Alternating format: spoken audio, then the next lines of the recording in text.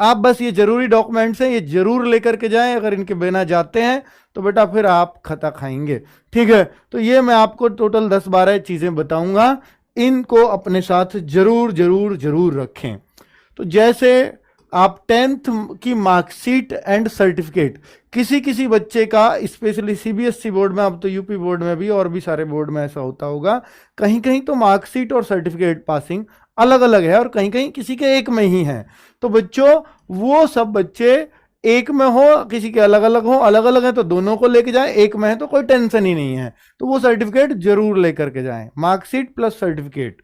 ठीक है, 12th या ग्रेजुएशन, अब या तो आपने 12th या ग्रेजुएशन वहां टिक किया हो फॉर्म में, अगर आपने सिर्फ 10th टिक किया है तो आप सिर्फ ये लेके जाइए, बाकी चीजें आपकी चेक ही नहीं होंगी।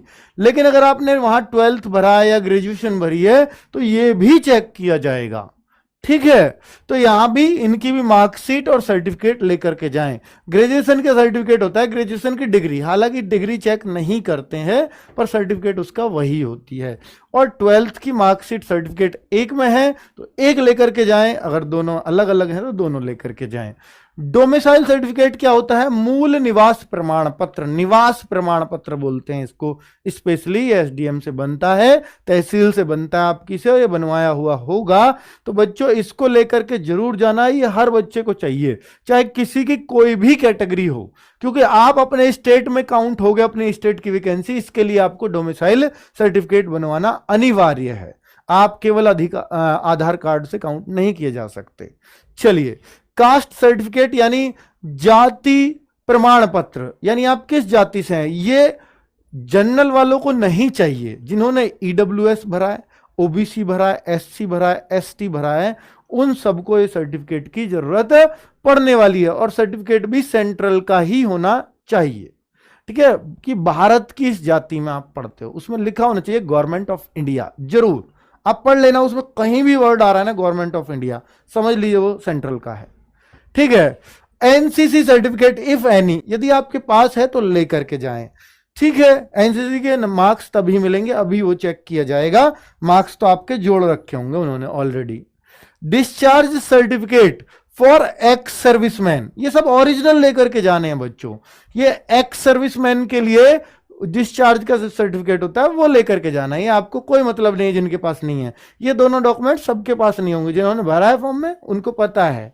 सेल्फ अटेस्ट, ये जितने भी मैंने डॉक्यूमेंट्स ऊपर बताए हैं इन सबको सेल्फ अटेस्ट करना है। सेल्फ अटेस्ट क्या होता है कि इन सबकी एक एक कॉपी करना, उसका एक सेट बनाना और उन पर अपने साइन कर लेना। नहीं करके जाते हो तो उनके सामने बैठ के साइन हो जाएंगे, कोई टेंशन वाली बात नहीं है। तो ये सबकी एक एक कॉपी करके सेट बना करके ले जाना बच्चों। ठीक है, आगे क्या पॉइंट है? एडमिट कार्ड तो लेकर ही जाना है, जो भी फोटो था, और आईडी प्रूफ भी लेकर के जाना है, वो भी ओरिजिनल। इसमें क्या क्या चल सकता है?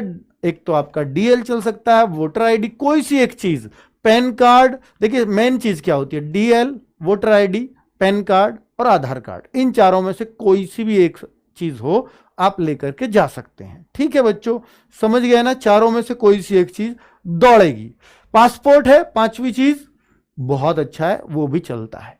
ठीक है, 5 में से कोई सी भी एक, या कॉलेज या स्कूल का कोई आईडी कार्ड भी है तो वो भी यहां मान्य होता है। चलो, फोटोग्राफ। फोटोग्राफ बेटा 4 रंगीन लेटेस्ट फोटो लेकर के जाएं। जरूरी नहीं है कि जो आपने फॉर्म पे चिपकाया हो, बहुत सारे बच्चे उन्हीं को ढूंढने लगते हैं, तो जरूरी नहीं है कि जो फॉर्म पे हो वही लेकर के जाएं, नए खिंचवा लीजिए, बिल्कुल फर्स्ट क्लास होकर के जाइए। ठीक है बच्चों, तो ये क्लियर हुए सारे पॉइंट्स। ये 10 पॉइंट्स मैंने आपको बताए हैं, इन पर ध्यान देकर के जाना है।